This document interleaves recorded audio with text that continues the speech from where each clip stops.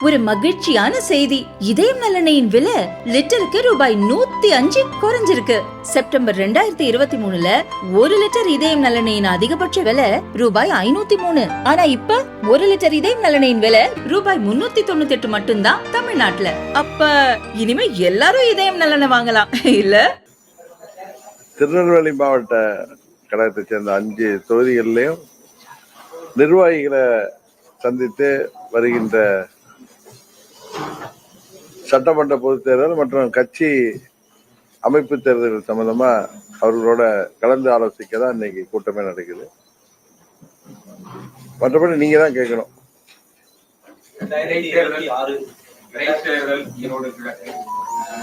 பிரதான எதிர்கட்சிகளுடைய அதிமுக நீங்க எங்க வைக்கக்கூடிய தேசிய ஜனநாயக அவங்களும் எப்படி பார்க்கறீங்க? ஆளுங்கட்சியை கண்டு எதிர்கட்சிகள்லாம் நீங்க பயப்படக்கூடிய சூழல் தமிழ்நாட்டில். ஆளுங்கட்சி அங்க தேர்தல் வேலைக்கு போனா நம்மளையும் போன தேர்தலில் போன கடந்த ஆண்டு நடந்த தேர்தல் மாதிரி எல்லாரையும் என்ன சொல்லுவாங்க, ஆடுகள் எல்லாம் இதுல பட்டியல அடைக்கிற மாதிரி எல்லாரையும் பிடிச்சி அடைச்சிட்டு எதிர்கட்சிகள் மேலே வழக்கு போட்டு எதிர்கட்சிகள்லாம் செயல்பட விடாம பண்ற அளவுக்கு ஆளுங்கட்சி வெறி பிடித்து தெரியுதுங்கிறது தான் எல்லாருக்கும் தெரியும். அதனாலதான் அனைத்து கட்சிகளுமே இந்த தேர்தலை புறக்கணிக்கிறோம். எங்க தேசிய ஜனநாயக கூட்டணி போட்டியிடணுங்கிறது தான் எங்களுக்கு விருப்பமா இருந்துச்சு. அடுத்த ஆண்டு சட்டமன்ற பொது தேர்தலில் வருது. இந்த சூழ்நிலையில எங்கள் தேசிய ஜனநாயக கூட்டணியின் தலைவர், தமிழ்நாடு பாரதிய ஜனதா கட்சியின் தலைவர் நண்பர் அண்ணாமலை அவர்கள் கொடுத்திருக்கிற அந்த அறிக்கை தான் எங்க எல்லாருடைய கருத்தும். 2026 சார் மிகப்பெரிய எதிர்பார்ப்பு இருக்கு. மூன்றாவது இருக்கக்கூடிய அதிமுக ஒன்றிணைய வாய்ப்பு இருக்கா? இல்லைன்னா 2020 சட்டமன்ற தேர்தலில் அமமுகவோட அம்மாவுடைய தொண்டர்கள் அனைவரும் ஒன்றிணைய வாய்ப்பு இருக்கு.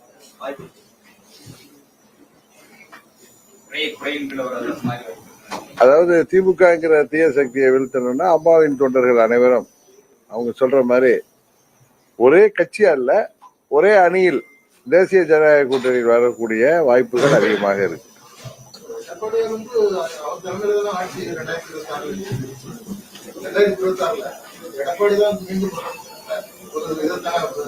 இல்ல, தேசிய ஜனநாயக கூட்டணியின் தலைமையில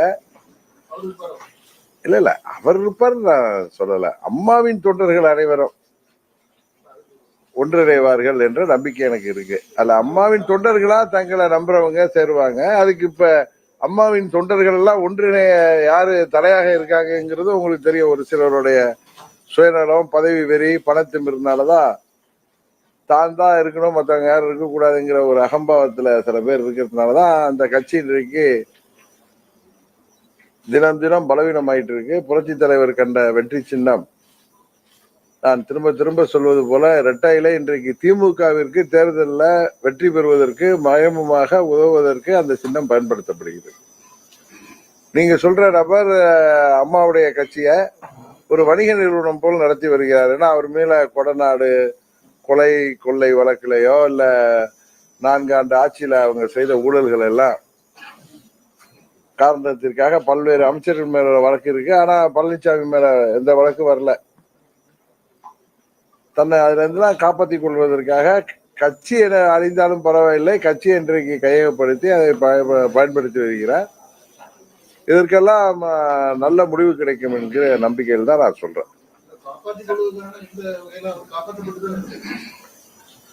உங்களுக்கு புரியுதுதானே என்ன கேட்கணுங்கிறத கேட்குறீங்க. அம்மாவுடைய தொண்டர்கள் ஒன்றிணைவதை தடுப்பதும் திமுகவிற்கு உதவி செய்கின்ற விதமாக தேர்தலில் பாராளுமன்ற தேர்தலில் அவர் போட்டியிட்டு என்ன பலன் கண்டார்? தேசிய ஜனநாயக கூட்டணி வெற்றியை தான் அவர் பாதிக்கிற அளவிற்கு வேட்பாளர் நிறுத்தி பல தொகுதிகளில் அவங்க அம்மாவின் கட்சி இன்றைக்கு இருக்கின்ற நிலைமைக்கு காரணம் அவர் தானே. 10 தோல்வி பழனிசாமி அன்றைக்கு யாரோ சொன்னது போல 11வது தோல்வியை தவிர்ப்பதற்கு தான் அந்த தேர்தலில் தவிர்த்தான்னு சொல்றாங்க. பட் தேசிய ஜனநாயக கூட்டணி இந்த தேர்தலில் ஆளுங்கட்சியுடைய அராஜகங்களை எதிர்த்து இந்த தேர்தலில் நாம் அவர்களை எதிர்த்து போரிடுவதை விட 26 சட்டமன்ற பொது தேர்தலில் திமுக வீழ்த்துவதற்கு நாம் முனைப்பாக செயல்படலாங்கிற நோக்கத்துல தான் நாங்க போட்டியிட்டோம். அப்படிங்கும்போது ஒரு 10 மாதத்துல ஒரு வருஷத்துல தேர்தல் கூடிய நிலையில அது வந்து ஏற்கனவே ஆட்சிக்கு இருக்கக்கூடிய ஒரு சான்று அமைஞ்சிடாது. அதனாலதான் போட்டியிட ஏற்கனவே இப்ப வந்து இதே 21 தேர்தலுக்கு முன்னாடி விக்கிரவாண்டி பொது தேர்தல் சட்டமன்ற இடைத்தேர்தல் வந்துச்சு. அதுல பழனிசாமி எவ்வளவு வாக்கு வித்தியாசத்துல ஜெயிச்சாரு. அதை 21 தேர்தல்ல அப்படியே தலைகீழா மாறுது. ஒரு இடைத்தேர்தல் வெற்றி தான் அடுத்த சட்டமன்ற பொது தேர்தலுக்கான முன்னோட்டமா இன்றைக்குமே இருந்ததில்லை. எல்லா விதமா உங்களுக்கு தெரியாத அராஜகமா நான் சொல்லிதான் பட்டியலிட்டு உங்க நேரத்தையும் வீணடிக்க வேணாம். எல்லாருக்கும் தெரிந்த விஷயம்தான். எல்லா தலைவர்களும் சொல்றாங்கல்ல, அங்க தேர்தல்ல ஆளுங்கட்சி சரியாக நடத்தாது. இன்றைக்கு ஒரு மினி அறிவிக்கப்படாத எமர்ஜென்சி இன்றைக்கு தமிழ்நாட்டில் இருப்பது போல எதிர்கட்சிகள் போராட்டங்களை கூட தடுக்கிறாங்க. அதனால உங்களுக்கு நன்றாகவே தெரியும் எல்லா தலைவர்களும் எதனால புறக்கணிச்சிருக்காங்கிற காரணத்தை தெரிஞ்சாலே உங்களுக்கு தெரியும். சட்டமன்றத்துல முதலமைச்சர் பேசும்போது 2026 மீண்டும் திமுக ஆட்சி தான், இம்மி அளவு கூட அதுல சந்தேகம் இல்லை, மக்களும் அதே மனநிலையில இருக்கிறாங்க. அவருடைய ஆசையை சொல்றாரு. ஆனா மக்கள் அவருக்கு எதிராக இருக்கிறதுனாலதான் இவ்வளவு அச்சப்பட்டு இந்த அண்ணா யூனிவர்சிட்டி கொடுமையான சம்பவத்துல கூட எதிர்கட்சிகள் தங்கள் ஜனநாயக கடமை ஆற்றுவதற்கு கூட விடாமல் அவர்களை எல்லாம் கைது செய்வது, தலைவர்களை எல்லாம் கைது செய்வது, தொண்டர்களையும் நிர்வாகிகளையும் கைது செய்து அதெல்லாம் அடக்குமுறையில இறங்குறப்ப தெரியலையா அவர் வந்து பயத்துல இருக்க. அதெல்லாம் அவங்க கட்சிக்கு கொடுத்திருப்பாரு, திமுகவுக்கு, திமுக கூட்டணிக்கு கொடுத்திருப்பாரு. அததான் கணக்கெடுத்து சொல்றாரு. அதான் நிதி பற்றாக்குறை நமது அமைச்சர் சொல்லியிருக்காரு. அவங்க வந்து மக்களை ஏமாத்துக்கிறதுக்காக தானே அந்த ஆட்சி வந்திருக்கு. 4 ஆண்டுகள்ல முக்கியமான எந்த ஒரு தேர்தல் வாக்குறுதியும் அவங்க நிறைவேற்றல. இப்ப 1000 ரூபாய் கொடுத்து ஒவ்வொரு குடும்பத்தையும் ஏமாத்தலாம்னு நினைக்கிறாங்க. இந்த 4 ஆண்டுல அவங்களுடைய 42 மாத ஆட்சியில வந்து எனக்கு தெரிஞ்ச 5 மடங்கு விலைவாசி உயர்ந்திருக்கு. அதனால ஒரு குடும்பத்துக்கு அவர் 1000 ரூபாய் கொடுக்கிற குடும்பத்துக்கு 5000 ரூபாய் கொடுத்தாதான் குறைந்தபட்சம் அதையே காம்பன்சேட் பண்ண முடியும். இது ஏமாற்று வேலைதான். இது 24 தேர்தலில் அவர்களுக்கு உதவி செய்ததா சொல்றீங்க. ஆனா 26ல மக்கள் வந்து அவர்களை புறக்கணிப்ப போது உறுதி. அடுத்த ஆண்டு தேர்தலோட பக்கம் பார்த்துக்கிறோம் சொல்லி துரைமுருகன் சட்டமன்றத்திலே சொல்றாரு. எப்படி என்னது தேர்தல்? அடுத்த ஆண்டு தேர்தல் 1000 கொடுக்கல அப்படிங்கிறத கேட்கும்போது அடுத்த வருஷம் தேர்தல் வரும், அப்ப நம்ம பார்த்துக்கிறோம் நாங்கன்னு சொல்லி சொல்றாரு. எப்படி அது? அதுதான் இப்ப ஓட்டுக்கு இப்ப எப்படி ஏழை எளிய மக்கள் எல்லாம் வந்து எப்படி அவர்கள் ஏமாற்றி இந்த 24ல வெற்றி பெற்ற மாதிரி வெற்றி பெறலான்னு ஒரு அகம்பாவத்துல பேசுறாரு. நிச்சயம் அது நடக்க போறது. மாநிலத்தில் ஆளுநருக்கு உண்டான நிறைய அதிகாரத்தையும் அந்தஸ்தையும் திமுக தொடர்ந்து தலையிட்டே இருக்குது. பேசிக்காவே ஆளுநருக்கு கொடுக்க எந்த ஒரு இதுவே கொடுத்தது கிடையாதுன்ற மாதிரி தட்டு வந்தது. தொடர்ச்சி அதே மாதிரி சட்டசபை நடந்துட்டு இல்ல, ஆளுநரும் வந்து அவருடைய அதிகார வரம்புக்கு உட்பட்டு செயல்படணும். அரசாங்கமும் தேர்ந்தெடுக்கப்பட்ட அரசாங்கமும் ஆளுநர் பதவிக்கான அந்த பதவிக்கான மரியாதையை அவர்களுக்கு உரிய மரியாதை கொடுக்கணும். இதுதான். மத்திய அரசு நிதி ஒதுக்குறதே இல்லை அப்படின்னு சொல்லி மாநில அரசு குற்றச்சாட்டு. கல்விக்கு கொடுக்கக்கூடிய 2000 கோடி ரூபாய் இப்ப நிதி ஒதுக்கிறது கூட பாகுபாடு காட்டப்படுது. அவங்களுடைய இயலாமையை மறைக்கிறதுக்கு அவங்க மத்திய அரசு தானே குறை சொல்லுவாங்க.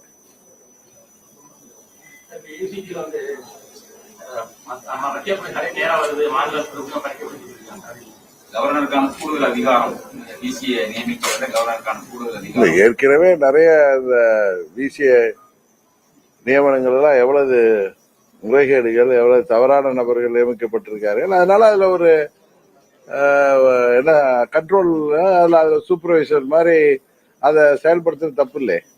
இப்ப நாமெல்லாம் கவர்னர் பதவி தேவையில்லைன்னு நினைச்ச காலம் போய் கவர்னர்னு ஒருத்தர் பதவி தேவை. ஏன்னா இந்த அரசாங்கம் ஒரு காட்டாட்சி மாதிரி நடக்கிறப்ப, ஒரு எமர்ஜென்சி மாதிரி இந்த ஆட்சி நடக்கிறப்ப அதை கட்டுப்படுத்துவதற்கு கவர்னருடைய பதவி தேவைப்படுறதுங்கிறதான நியாயமான கருத்தா இருக்க முடியும். அது வந்து உறுதியாக அந்த திட்டம் மத்திய அரசு நடத்திவிடும். இதுல வந்து வழக்கம் போல திமுக இரட்டை வேடம் போட்டதுனாலதான் அது மக்கள் இன்றைக்கு பாவம் அங்க இவ்வளவு போராட்டம் நடத்த வேண்டிய சூழ்நிலை ஏற்பட்டது. ஏன்னா போன ஆண்டே அவர்கள் அங்க டங்ஷன் பற்றி என்கொயரி வச்சப்ப இவங்க அப்பவே இதெல்லாம் வந்து பாதுகாக்கப்பட்ட பகுதி, இங்க வந்து தொல்பொருள் சின்னங்கள்லாம் இருக்கு, இங்க பல்லுயிரி வாழ்கின்ற பகுதின்லாம் இவங்க அறிவிச்சதெல்லாம் சொல்லியிருந்தா அன்னைக்கே இந்த திட்டம் வந்திருக்காது. இந்த டெண்டர் வர்ற நவம்பர் 7 வரைக்குமே அவங்க அமைதியா இருந்துட்டு இப்ப மக்கள் கொதித்திருந்ததும் மக்களுக்கு ஆதரவா அந்த அரசாங்கம், தமிழ்நாடு அரசாங்கம் நடித்து கொண்டிருக்கிறது உண்மை. உறுதியாக இந்த திட்டம் வராது என்பதை மத்திய அரசாங்கத்தின் சார்பாக நமது பாரதிய ஜனதா கட்சியின் தலைவர் வந்து திரு அண்ணாமலை அவர்கள் அங்கே போய் நேற்று சொல்லிட்டு வந்திருக்காரு. உங்களோட இத்தனை மாவட்டங்கள் இது மாதிரி அமைப்பு ரீதியான கூட்டங்கள் நடத்திருக்கீங்க. அடுத்த ஆண்டு தேர்தலில் எப்படி எதை நோக்கி பயணிக்கிறீங்க? நீங்க போட்டியிடலாம். எந்தெந்த தொகுதிகள்லாம் எங்க வேட்பாளர்கள் தகுதியானவர்கள் இருக்கிறார்களோ அத்தனை தொகுதிகளையும்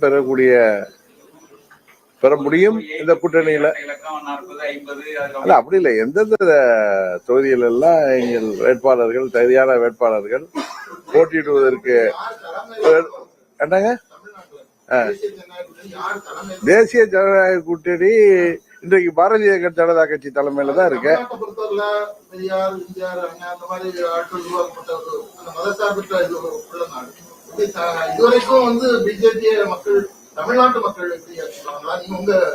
பிஜேபி தமிழ்நாட்டு மக்கள் ஏற்றிருக்கிறதுனால உங்க திருநெல்வேலியில கூட திரு நயனார் நாகேந்திரன் சட்டமன்ற உறுப்பினரா தேர்ந்தெடுக்கப்பட்டிருக்காரு. இன்னொன்னு, நீங்க மதச்சார்பு என்னத்தை சொல்றீங்கன்னு தெரியல. இப்ப தீபாவளிக்கு வாழ்த்து சொல்லாத ஒரு தமிழக முதலமைச்சர் நடத்துற ஆட்சி வந்து மதச்சார்பற்ற ஆட்சின்னு சொல்றது வந்து எப்படி நம்ம ஏத்துக்க முடியும்? ஒரு மதத்துக்கு எதிராக இருக்கிறது மதச்சார்பின்மைக்கு வராது. அதுவும் இல்லங்க, தமிழ்நாடை பொறுத்த வரைக்கும் தமிழ்நாடு நீங்க சொன்னதெல்லாம் இல்லங்க எல்லாம் சாத்தியமாகும். நீங்க வந்து நீங்க ஒரே ஒரு நிமிஷம், வெஸ்ட் பெங்கால்ல அசைக்க முடியாத சக்தியா கம்யூனிஸ்ட் அரசாங்கம் இருந்துச்சு. இன்றைக்கு அந்த கட்சி அங்க எந்த நிலையில இருக்குன்னு தெரியும். அது மாதிரி நீங்க நினைக்க காங்கிரஸ் வந்து 67 வரைக்கும் மாபெரும் இயக்கமா இருந்துச்சு. அதே மாதிரி அந்த கட்சி இன்றைக்கு ஒரு துணை கட்சி ஆகிற அளவுக்கு தான் ஆகி போயிட்டு, கூட்டணியினாலதான் வெற்றி பெற அளவுக்கு. நான் யாரையும் குறைச்சி சொல்லல. தமிழ்நாட்டுல காமராஜர் இருந்த வரை 67 வரை அந்த கட்சி இருந்த நிலைமை. அதுபோல வெஸ்ட் பெங்கால்ல ஜோதி பாசு அவர்கள் இருந்த வரை அந்த கட்சி பாதுகாக்கப்பட்டது. அதுபோல இன்றைக்கு தமிழ்நாட்டுல நீங்க நினைக்கிற மாதிரி ஒரு மத சார்ந்த கட்சின்னு சொல்லி இன்னும் மக்களை ஏமாற்ற முடியாது. ஏன்னா மைனாரிட்டிகளும் அதை புரிந்து வருகிறார்கள். இன்னொன்னு, ஒரு இங்க வந்து பிஜேபியை நீங்க மத சார்பான கட்சின்னு சொன்னா, தீபாவளிக்கு வாழ்த்து சொல்லாத ஒரு கட்சியின் தலைவரை மற்ற பண்டிகைகளுக்கு சொல்ற ஒரு தலைவர் தீபாவளிக்கு வாழ்த்து சொல்லனா அவர் ஒரு மதத்துக்கு எதிரானவர் தானே. அதுவும் ஒரு மதத்துக்கு எதிராக இருக்கிறதோ எப்படி நீங்க மதச்சார்பின்மை சொல்ல முடியும்னு கேட்கிறேன். மக்கள் உறுதியாக ஏற்றுவாங்க, கவலைப்படாதீங்க. இந்த வர்ற தேர்தல் 26 தேர்தலுக்கு பிறகு உங்களுக்கு உண்மை புலப்படும்.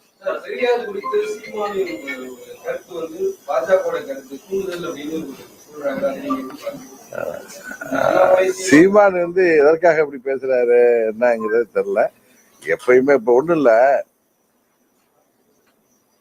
பிரதமர் மோடியை வந்து அந்த டிஃபென்ஸ் காரிடாருக்காக மகாபலிபுரம் வந்தப்ப திமுக எல்லாம் இப்ப கருப்பு கொடியை காட்டணும்னாங்க. நான் சொன்னேன், நம்மளுக்கு எவ்வளவு கருத்து வேறுபாடு இருக்கலாம், ஆனா நாட்டின் பிரதமர் வெளிநாட்டு பிரதிநிதிகளா வர்றப்ப கருப்பு கொடி காட்டுவது தவறுன்னு. அப்ப என்ன சில பேர் வந்து சங்கின்னு சொன்னாங்க. ஆனா அதே முதலமைச்சர் இன்றைக்கு பிரதமரை ஒவ்வொரு இதுக்கும் வாங்க வாங்கன்னு சொல்லி கூப்பிட்டு இருக்காங்க. அவர் திரு ராஜ்நாத் சிங் மத்திய அமைச்சர் வந்து இங்க திரு கருணாநிதியுடைய உருவ உள்ள காயினே வெளியிடுற அளவுக்கு தான் நிலைமை இருக்கு. அதனால திரு சீமான் வந்து தந்தை பெரியாரை பற்றி, மறைந்த தலைவர்களை பற்றி இப்படி பேசுவது உண்மையிலேயே ஒரு அரசியல்வாதியாக எனக்குமே வருத்தமாகத்தான் இருக்கிறது. ஆனால் அதற்கு பின்னணியில் உறுதியாக சொல்ல பாஜக கிடையாது. சமூக வலைதளங்களை கருத்து தெரிவித்தா அரசு, போராட்டம் பண்ண அரசு, முகநூல் ட்விட்டர்ல ட்வீட் போட்டா அரசு, இந்த மாதிரி தொடர்ச்சியாக மக்களை விரோதம் செய்யற மாதிரி திமுக செயல்படுறது. அரசை விமர்சிக்கிறது வந்து முதலமைச்சர் ஏற்றுக்கொள்ள மாட்டேன்னு அவருக்கு சகிப்புத்தன்மை இல்லாம போகுது. அதுக்குதான் நான் பெரியவருக்கு சொல்றேன், இந்த ஆட்சி ஆட்டம் காண்கிறதுக்கான ஒரு உதாரணம் தான் இன்றைக்கு முதல்வர் வந்து அண்ணா யூனிவர்சிட்டி அந்த கொடுமையான சம்பவத்திற்கு எதிராக அரசியல் கட்சிகள் போராடுறப்ப கம்யூனிஸ்ட் உட்பட கம்யூனிஸ்ட் தலைவர்களே அதை எதிர்த்து பேசினாங்க. அது போல ஒரு நிலைமை யாரையுமே போராட்டம் நடத்த விடாம செய்கிறது.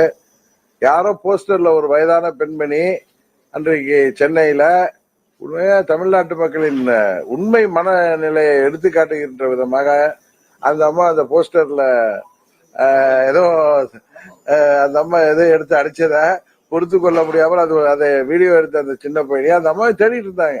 இப்ப எல்லாரும் எதிர்ப்பு தெரிச்சதை அடங்கிட்டாங்க, போயிருக்கா. இதுதான் முதலமைச்சருடைய மனநிலை. இதுதான் திராவிட மாடல் ஆட்சியுடைய சாதனை தான்.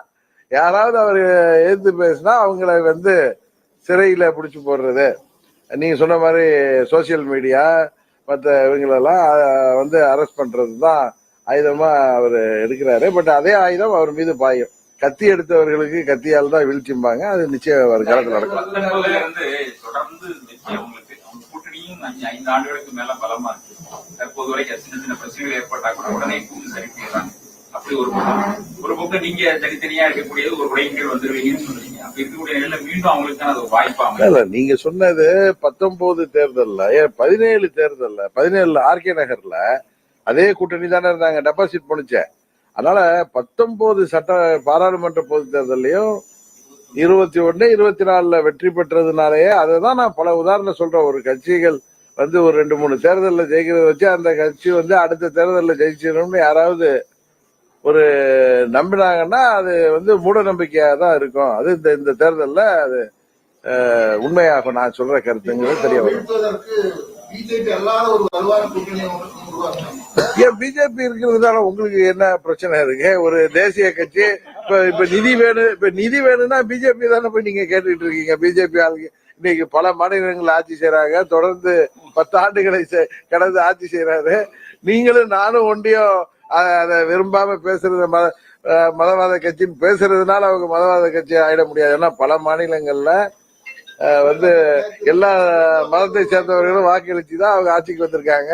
குஜராத்ல தொடர்ந்து சிறுபான்மை மக்கள் வாக்களிச்சு தான் ஆட்சியில இருக்காங்க. மத்திய பிரதேசம், ஹரியானா, இப்ப டெல்லி தேர்தலில் கூட பார்லிமெண்ட்ல ஜெயிச்ச மாதிரி அசம்பிளிலையும் அவங்க தான் ஜெயிப்பாங்கன்னு எல்லாம் உங்க மாதிரி அரசியல் வல்லுநர்லாம் சொல்றாங்க. தமிழ்நாட்டுல நம்ம பெரியார் பேரை, அண்ணா பேரை சொல்லி மக்களை, அது குறிப்பா நம்ம சிறுபான்மை மக்களை பாதுகாவலர்னு சொல்லி ஏமாத்திட்டு வர்றவங்களுக்கு இந்த தேர்தலில் அவர்களே முடிவு கட்டுவார்கள்ங்கிறதா எனது நம்பிக்கை. 2026 அமமுகவோட தேர்தல் வியூகம், தேர்தல் பிரச்சாரம், வாக்குறுதிகள் எல்லாம் ஒரு 5-6 மாசம் பொறுத்துங்க. கூட்டணி சார்பா ஒரு தனியா அமமுகங்கிற இல்லாம எங்க தேசிய ஜனநாயக கூட்டணி சார்பா எங்களுடைய வியூகங்களும் எங்களுடைய வாக்குறுதிகளும் உங்களுக்கு தெரியப்படும்.